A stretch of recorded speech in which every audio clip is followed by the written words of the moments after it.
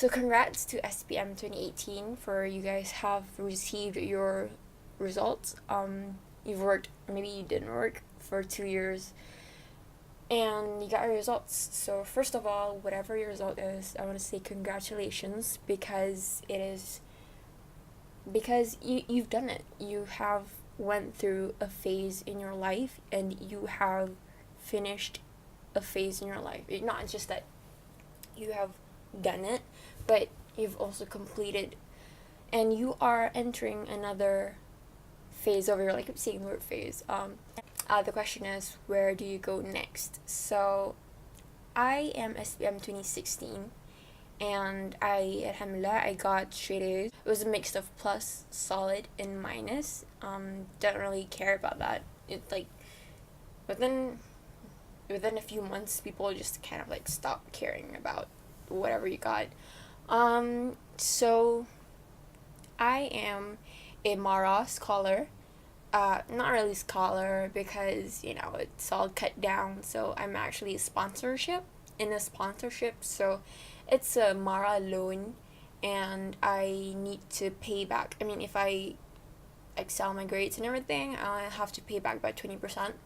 But in this video, I'm not really going to talk about scholarships. Although, now you guys really should apply for scholarships. Anything, just apply for anything because you don't know what you'll get. And in my case, I didn't know yet what I wanted to do. I still don't really do now. But at the time, I swear I did not want to do engineering or anything like that. Maths, basically, I'm not a maths person. But if you are okay with maths, then go ahead, apply for any type of scholarship because you don't know which one you get. So, but in this video, I'm not going to talk about scholarships. I am going to talk about my pre-university program, and it's called International Baccalaureate. Okay, first of all, a quick explanation about pre-U programs or diplomas or whatever for some of you who don't know. After you graduate high school, you have the choice of either working straight away, or if you want to continue studies, you can continue studies to a college, polytechnic, or you can take a diploma, or you can get into a foundation program and go straight, and then you can take a certificate or take a diploma, or you can take a degree. If you want a diploma, it'll be 3 to 4 years, depends on your program. After diploma, you can straight away work, or you can continue degree next. Or if you want to take degree right away, you need to take a pre-U university program. And then there's lots of types of pre-U programs. There is SPTM, there is Asasi, and there are international programs. There's also Matrikulasi, and then there's also international programs. The most common are A-levels, and the less common is pre-Canadian program, a preparatory program, international baccalaureate, just me, and some other program. STPM is actually equivalent to A-level. It is a Malaysian version of A-level. Matrikulasi is an independent pre-U program. After you take Matrikulasi, you will need to apply to get into a university. As compared to an Asasi or a foundation, a foundation is already under the university, and most of the time, when you apply a foundation or an Asasi in a university, you can't really apply to another university most of the time. But usually for Asasis like UM and UITM Dengkil, you can apply for other university awam. So those are local versions of pre-U program. I'm gonna talk about International Baccalaureate Diploma. So the name is International Baccalaureate Diploma Program, and that's actually two types of IB. First is middle years program, but that's for high school, and then the next one is diploma program. It's not a diploma, even though it's in the name. It's actually a pre-U program. So when I'm trying to explain to people what an IB is, I say it's like an A-level, except it's 2 years, and it has a lot more subjects. And A-level is from the UK, but IBDP is from Switzerland. It was Switzerland or Sweden or Geneva, Switzerland, I think, whatever. And it's a lot more harder than A level. So if you don't know what A level is, and A level is usually like 3 to 4 subjects. It's exam based, but IBDP is it's like a complete. I don't know. It's like a thorough and whole program. A level has 3, maximum 4. Dr. Amalina Bakri took 5. Okay, anyway. Has 3 to 4 subjects, but IBDP you have at least 6 subjects, but you also have a theory of knowledge. It's kind of like a philosophy class, and then you also have creativity, activity, service, CAS. You call it CAS. I can't remember the full name. It's kind of like charity / self-development syllabus or something. And then you also have an extended essay, and that is a 4,000 worded essay that you need to write. Kind of need to do research and everything. So if you ask me honestly, I would not recommend you to take IB, but I'm just gonna go and explain to you what IB is, and yeah, I'm gonna try to not be biased about it. So I went to a normal government school up to when I was 15, and then I went to a SBP, a Sekolah Berasrama Penuh, until Form 5, and then I'm in College Marabanting under the sponsorship of Mara. So I'm not like from an international school from the beginning, so kind of okay, so I'm going to talk about the course first. You have 6 subjects and 6 groups. The first group is your mother tongue. So in this case, Malay. The name of the subject is Malay A. A is for my mother tongue. What we do in Malay is we learn of the literatures in Malay, Sastra, Melayu, and whatever, Khadijah Hashim, yeah. And then the second group is in language acquisition. So like in KMB we take English, most of us take English, and we learn about social relationships, global something, whatever, it's a fun class. We have to learn like about 2 novels, just 2 novels over 2 years, so it's fine. And then the third class is math. So usually it's just either mathematics HL, which is higher level, mathematics SL, standard level, or math studies. So usually you take either math SL or math HL. So like usually like I'm not taking, I told you I hate maths, so I take math SL. Those who want to pursue in mathematics, they usually take math HL. HL is kind of like you learn the same core topics, but then include some extra higher level and some more topics essentially. And then there's the science group. So I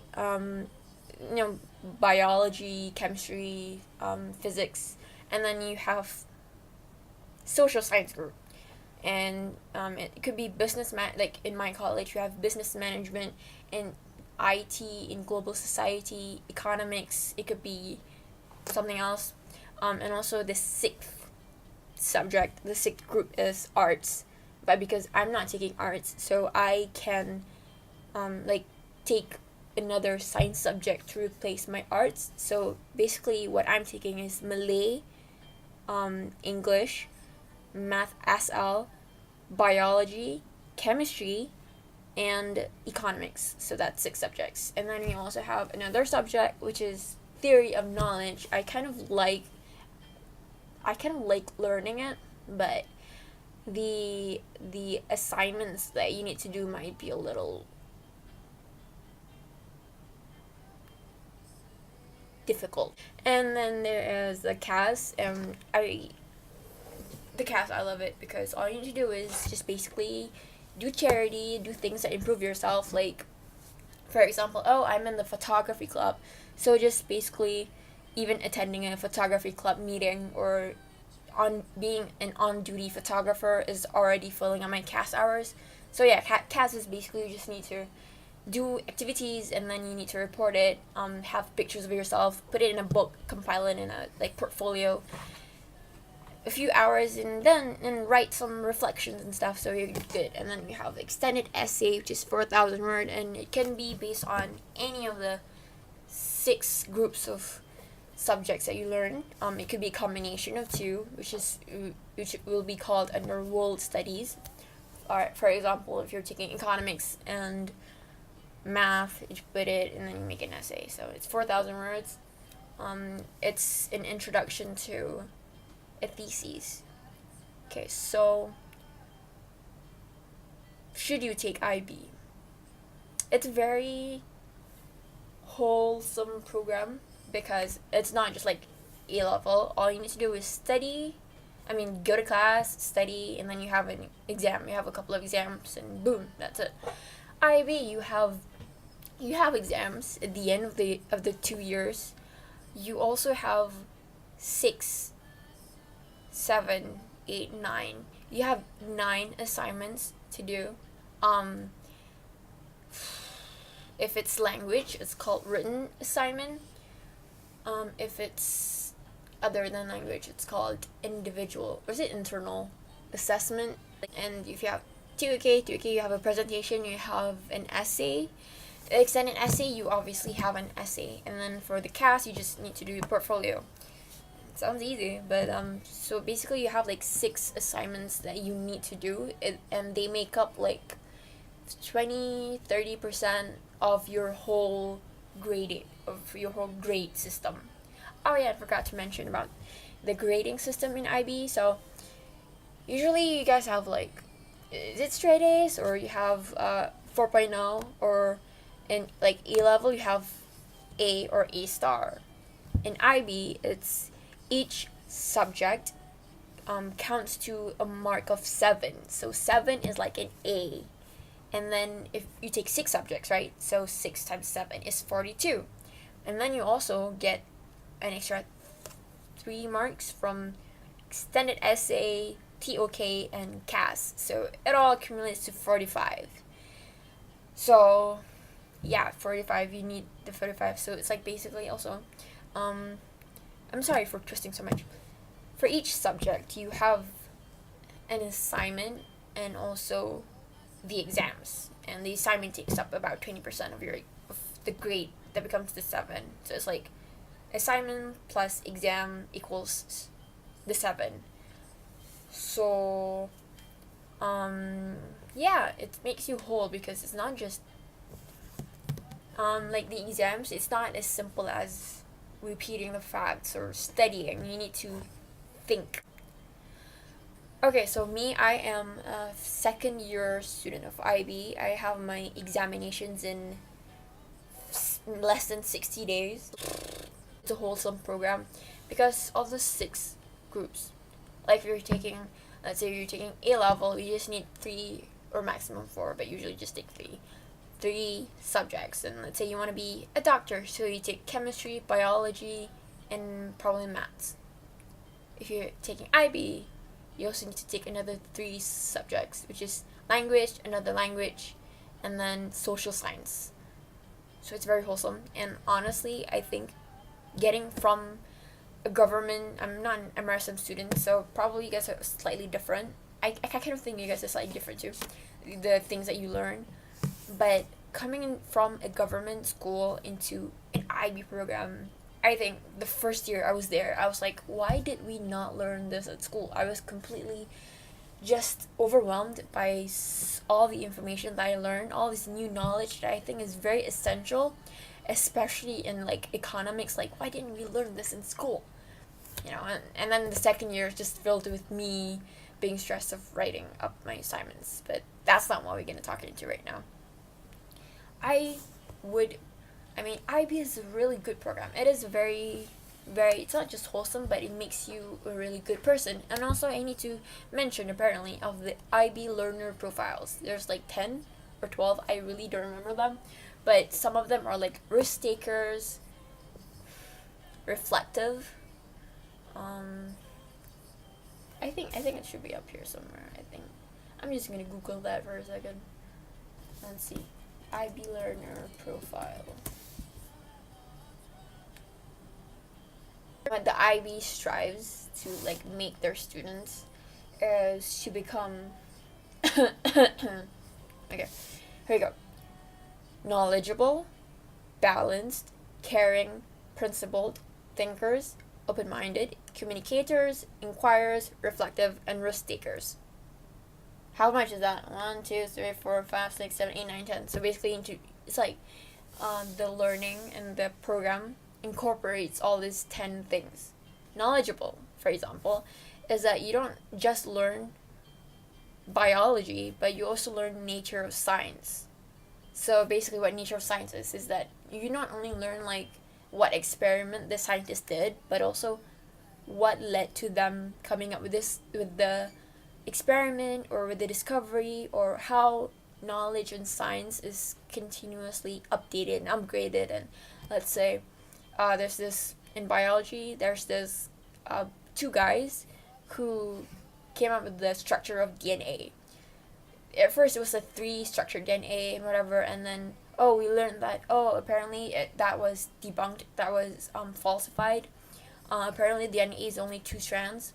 And then we also found out that it's actually not these 2 guys. It's not, their names was Watson, Crick. It's not to the credit of DNA structure is not just to Watson and Crick. It's actually also to Rosalind Franklin and a friend. What Rosalind Franklin did, she examined X-rays of DNA, and she was the one that actually found out like this and that. And then Watson and Crick used her idea to come up with their structure and whatever. So actually, like, the contribution is also to Rosalind Franklin. So we kind of learned that. Knowledgeable. It kind of makes me feel that I am closer to scientists than what we thought. Scientists are everything that they say is true, or if they are falsified, liars. But that's what we found out, is that it kind of makes me feel that I can be a scientist. So yeah, whatever. Risk takers.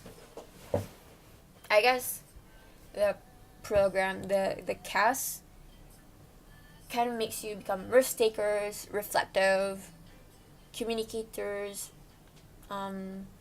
caring, because you kind of make you like do volunteer projects, charity projects and stuff. Inquirers, it just like makes you ask questions, because if you don't ask questions in class, the IB questions are going to make you ask questions. Yeah. Principled, because of the ethics. Like, if you want to make an experiment, you need to follow some ethical guidelines. Like, you cannot do experiment on animals. You don't do this, that, and whatever. So it makes you a principled person. Balance of the 6 subjects. So like I learned biology and chemistry, just natural science stuff, right? But I also learned social science, and I learned economics. So it's interesting because I get to know what all these government and politicians are talking about. Are they talking about fiscal policy? They're talking about, for example, I found out that smoking not only endangers your own lungs and the lungs of people around you, but smoking actually can lead to market failure, because when you smoke, you're not just like, you can do whatever you want with your money, okay? But when you smoke, and the health consequences on you is a consequence on the hospital. So they need to spend money to treat you. And you might be like, it's my money, I pay them. Except if you are going to a government hospital. So the costs are much lower. Who's paying it? The government. And also, not only that, but also the people who suffer from your secondhand smoke, they have to go for hospital treatments and the cost. So they're not paying for it. The government is. So if you smoke and you make other people sick as well, the government has to pay for all of that. So, and you might say, but the government is taxing people. Yeah, but it's not enough. They're not taxing you 10,000 ringgit for hospital bills. They're taxing you like what? 5 ringgit? Anyway. So that's kind of like, you can probably see that I'm trying to like choke you down to take IB, but it's really great program. It's just that it might be a little heavy and overwhelming, especially when you start doing your internal assessments. So IA, the ones I said, IA, WA is just like an essay, right? It's not any big deal. But the IAs might be a little troubling because, for example, I take chemistry, biology, and maths that require, and also economics that require IA. So you might be, having to come up with a proposal for your experiment, like for my chemistry and my biology, and then it might get rejected, and then you cannot like really take up other people's paper because that'll be plagiarism, and you cannot do that because you get very low, or probably your teacher won't like find something else, please. Like for example, chemistry, I don't know what kind of experiment I want to do because chemistry is a difficult subject and I don't know, and the ones that are very common are very common. So if I do that, I'll get really low grades, and I don't want that. I would just want at least an intermediate grade. But yeah, so it's kind of difficult. Biology, for example, I did an experiment. I didn't do an experiment, I just did an observation where I had my friends jump up and down, and then I calculated their heart rate in relation to this and that, and some hormones and whatever. And then I had to write up a 12-page report. And it needs citations. And you also need to the information that you give, you need to resource it to someone. So you can't just fake up your data, and you can't use Wikipedia, obviously. It's it's just a little bit exhausting, and also because mostly at least in College Marbanting, we have kind of a packed schedule, so it just leads to a little bit of the stress out, and we have bad Wi-Fi connection in our college, and sometimes the electricity is out also, so it's kind of contribute to stressness. But it's right. I mean, it's just a bit of stressful, but it's actually really good stuff. It's a really good program. Though it can be a little difficult, especially when you're in your semester 3, when you will be when you're in semester 3, that's when you can apply for university using your predicted grades from your semester 2 internal exam. So it was in sem 3 that I was like doing maths IA and biology IA and chemistry. My biology IA was done by then, but it was a bit like, oh my god, now I have to do my personal statement essay, and I have to apply for UCAS and stuff, so it was just a bit and but it's okay. It's a great program, just as long as you don't procrastinate, which is something that's kind of like impossible for a typical youth to do. But if you're not a typical person, then go ahead and take your IB. So anyway, I think that's what I'm gonna say. I could probably talk more on like what life in IB can be is like, but that's it for this video. Do pray for my friends and I, because we have our exams in like less than 2 months, and we really would like to fly overseas. I'm applying for King's College London. Already got offered conditional offer, but just I need to get at least 35 out of my 45 in the IB exam. So pray for us, and good luck for your future endeavors, and congrats again for your SPTM results, whatever they are, because you did it and you have passed your high school phase and you are entering another phase in your life. So good luck, and thank you for watching this video. Is it weird if I say comment, like, and subscribe?